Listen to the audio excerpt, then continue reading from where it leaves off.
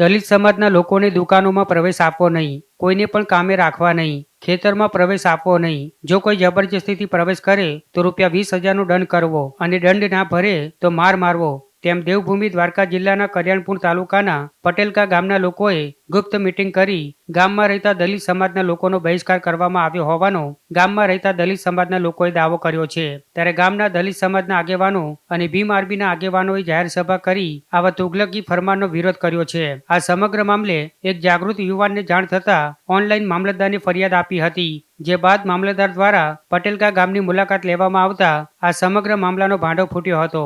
ત્યારે જામ Kalyanpur police station ખાતે દલિત સમાજે 30 તારીખ સુધી ન્યાયની માંગ સાથે આવેદનપત્ર આપ્યું છે અને જો 10 તારીખ સુધી દલિત સમાજને ન્યાય નહીં મળે તો 11મી તારીખે રાષ્ટ્રપતિ દ્વારકા આવી રહ્યા છે તો તેમનો કાફલો રોકી ન્યાયની માંગ કરાશે તેવી ચીમકી ઉચ્ચારી છે. આમ રાષ્ટ્રપતિ દ્વારકા આવે તે પહેલા જ દેવભૂમિ દ્વારકા જિલ્લામાં છૂટ અછૂતની ઘટના સામે આવી છે.